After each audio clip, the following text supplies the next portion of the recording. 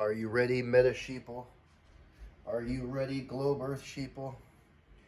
Are you ready for Adignister? We have Towers Turbo in 2022. This is my Adignister list. Let's get started. 3 Achichi. Nothing to say here, man. And then 3 of the best starter. Picari, Pikachu, whatever. I play only 1 Doyon. I do not like him at 2. He's not a starter. You don't want to draw him. You just want to search him. He's a great piece of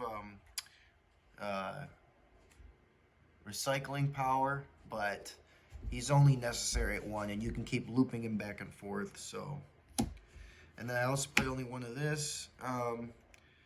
This is just your tuner. Foolish is the Dan Mari. Something interesting to know about this card is either one of these cards combined with one of the Monster Reborns in the deck is full combo, but you have to draw them together, and you lose out on the Dan Mari negate. But it's full combo. And then so some extenders, 1 Hiari and 1 Doshin. I messed around with Gachiri a little bit, but I felt that it was a bit cloggy at that point. I don't want to play too many extenders, as this deck is basically 1 giant extender. These are both very easily searchable off multiple cards. Gachiri is only searchable off of I Meet You, and you usually want to search for this guy or something else off of I Meet You. So I've liked these guys a lot more than Gachiri, but I know that Gachiri has good applications. You can use him to play through a lot of hand traps. I don't think he's a bad card. It's just, space issues. Don't want to just draw all extenders and no starters. And then we play, obviously, the 1 Dan Mari. This is one of my favorite cards in the deck. Although there's a lot of cards in this deck that they're like my favorite card. I just having a negate in the graveyard as opposed to on the field it's harder to interact with, and it's just cool to say, oh, banish from graveyard, target, negate. Like, no other deck has a negate from the graveyard, so I really like that.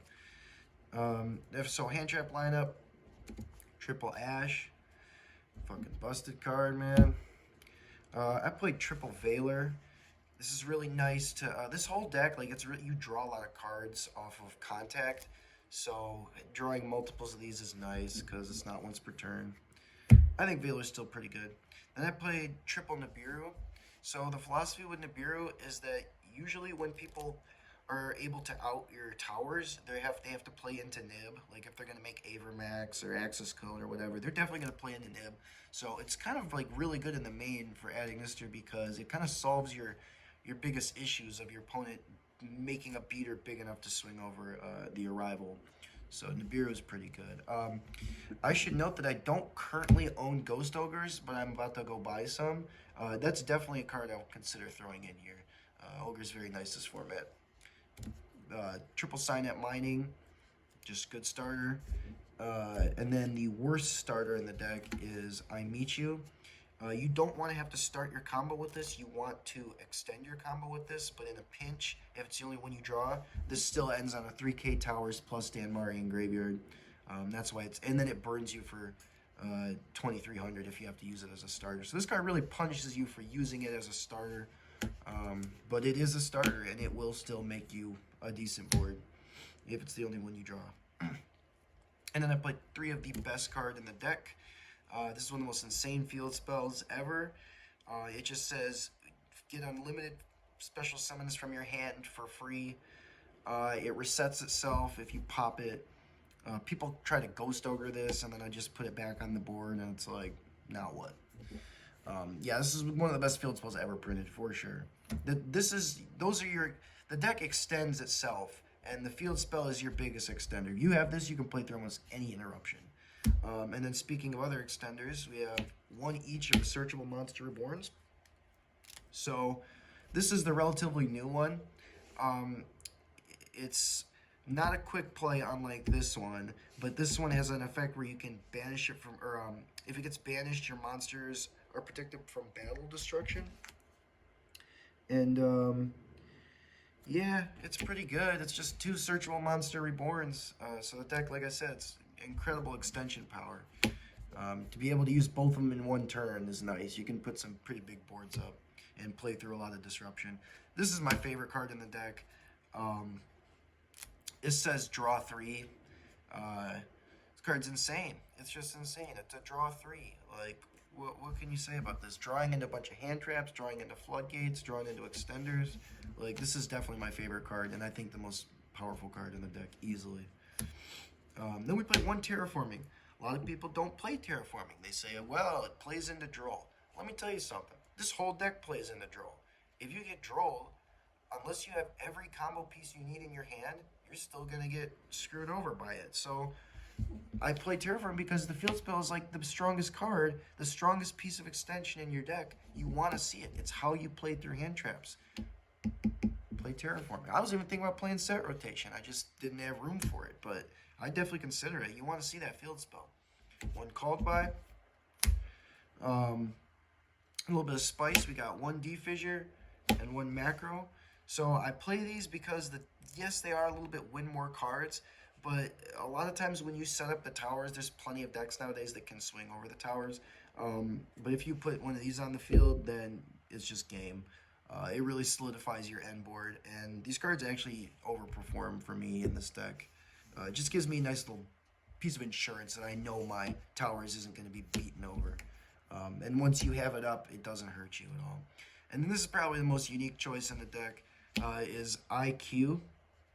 So this is an extremely slept on card.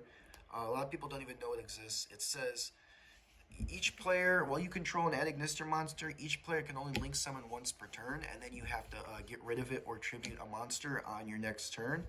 But it's literally window for link monsters, or summon limit for link monsters.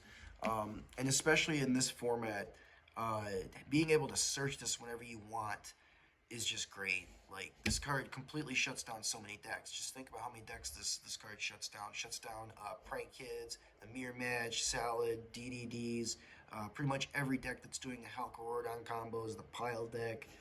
This card's absurd, and no one knows it exists. This card's amazing. So, a little bit of spice for you. And then the last cards in the main deck are triple Imperm. Not much to say about Imperm. Extra deck. Linger Rebo. Excuse me. A lot of people don't play this card also. This card basically says you can quick effect, tribute it to negate and banish a trap. It's really nice when you hit like a schism with that, because then they don't get to grab it back with one of the Shadal effects. This hits just a lot of stuff, and you can use it to force out back row. Oh, the best application of this card is when you negate and banish an Eldritch trap, like Sanguine or Conquistador. They literally go -2 off of this. This card's so good. Like, you gotta respect back row matchups, man. You gotta respect them, or else your opponent's gonna screw you over. So Link Rebo is really nice. Would not cut it. I play one Link Spider. This is basically for playing around Nib. A lot of people don't, especially as this deck falls out of the meta. A lot of people don't know where to nib you. Even the good players often don't know where to hit you with the nib. So if they nib you too early, you just make this, and then you can keep playing as if nothing happened. So, 2 Dark Infant, 3 is fine, 1 is not fine, 2 is kind of the sweet spot. It's a really good card, obviously. Cyber's Wicked, part of the combo. It's Security Dragon. I don't like playing this. I feel like this is kind of a waste of a slot, but I am main decking Nib, and if you Nib, you have to have a way to get rid of your own Nib, because you need your main monster zone to be free for the field spell to work. So, kind of a wasted slot, but if you're going to play Nib, you have to play it. So, unfortunately, the bounce effect can come up, but not really. 1 Splash Mage. I definitely consider playing 2, and I definitely would if I had the space, but I can make do with 1. I play 1 Fire Phoenix, soon to be replaced with Heat Soul. But this card's actually really good. This card won me a game. This card's won me a couple games. Like, people sleep on this card. Like, I actually am hesitant to cut this for Heat Soul. Heat Soul's obviously better because it says draw a bunch of cards. But this card's not bad. You can definitely play control with just this card alone if you get hand trapped too much. And that's what I did in one of my matches versus Dragon Link. I just kind of sat on this card. And what you do is you have a Chi-Chi in graveyard. the red starter. His effect says when your card is in damage calculation, you can banish a Chi-Chi from graveyard to destroy your own monster. So this card says when he's destroyed by a card effect, you can pop a non-targeting pop a monster, and what you do is you pop your own card with a Chi-Chi, pop a monster on your opponent's side of the field, and then this guy brings himself back on the standby. And he also has an effect where he can burn your opponent by attacking them. So you could definitely play a little bit of control with this card. It's not the best thing in the world, but it's not completely useless like some people would have you believe. One transcode, nothing to say there. One Dark Templar. This card's ridiculous. This is kind of the choke point of your deck. Or this deck has a few choke points, but this is one of the main ones. If this gets hit with an Imperm or Ghost Spell, it's pretty rough. But is what it is. And then since this is a budget deck, we are playing Zeroboros instead of Access Code. I'll have an Access Code somewhere in the future. It's not the most expensive card, but in the meantime, this card makes a very good budget replacement. This card actually comes up to sometimes I feel like it's better than Access Code, depending on what your hand and the board state looks like. I don't know. This card's actually served me pretty well. So sometimes you just need to beat over stuff, and this card's pretty good at doing that, just like an Access Code would be. But you can banish stuff. And then one of the namesake of the deck, the Arrival Towers. Pretty ridiculous card. Make him at 6k, and not too many decks can get over that. And then I play one Light Dragon in the extra deck. A lot of people definitely cut this card because they're just like, well, what's the point? Well, the point is you want to search.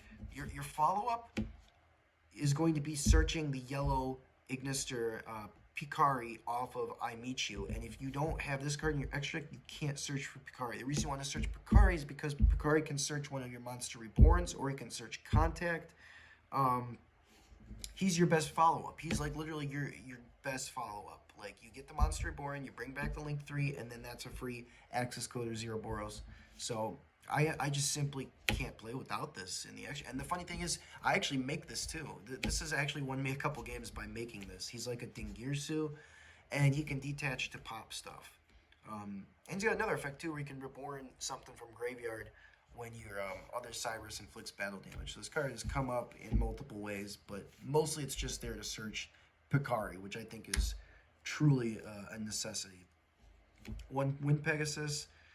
This card's like a Harpy's Feather Duster, and when he's in graveyard or on field, and one of your cards gets destroyed, you just banish him from grave, target, spin back any card on the field. Or is it on your opponent's side of the field? It is on your opponent's side of the field, but he's really good to have in grave. Your opponent will definitely forget about him, and you'll forget about him too if you're not paying attention. So pretty funny when your opponent wants to pop something, you just punish him with this. I really like how this deck sets up the graveyard to be loaded with disruptions. And I play one Quantum. This is another controversial card. Not too many people are playing this, but sometimes it's like some matchups you want to go into this one. Some matchups, if you know that they can swing over your towers really easily, you just want to put this up and protect it.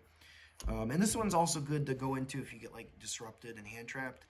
You can kind of just sit on this one because he'll make your whole board untargetable, and then you can swing over stuff and bounce it. Quantum's pretty good. That's the last card in the extra deck. Side deck, Triple Lancia, just great card this format. Thought about maining it. I do main it in some decks, but we're siding it in this one. Triple Evenly, sometimes, I mean, this deck is pretty decent at OTKing, but sometimes you just need to blow up a bunch of back row and then make a towers, and good old Evenly helps you with that. One Reboot, one Duster, and one Cosmic, so that's 6 cards for back row. Get a little bit of diversity going. Deck can OTK, so this is good. Pretty good. Triple Dark Ruler, again, this is going to be in almost every deck I play. This card's just insane. You really need this format. And then the last card in the deck, playing Triple Drag Down. It's not as good in this deck as it is in Sun Avalon, because sometimes you have to give up, you have to risk getting hand trapped on the normal summon or risk your opponent ripping it. It's definitely not as good in this deck as it is in Sun Avalon, but it's still good. It's budget replacement for Crossout. And the great thing about it is you can rip kaijus, you can rip, you know, lava golems, you can rip evenlies, you can rip stuff that, and then you can rip hand traps on top of it. So it's better than a Pointer of the Red Lotus, and in some ways it's better than Crossout too, because Crossout you can't hit a kaiju with a Crossout. So that's the deck profile. Hope you enjoyed. Earth is flat. Don't be a Globe Earth sheeple. Don't be a meta sheeple. You know, Mystic Mind Shrine, baby. Keeping it 412.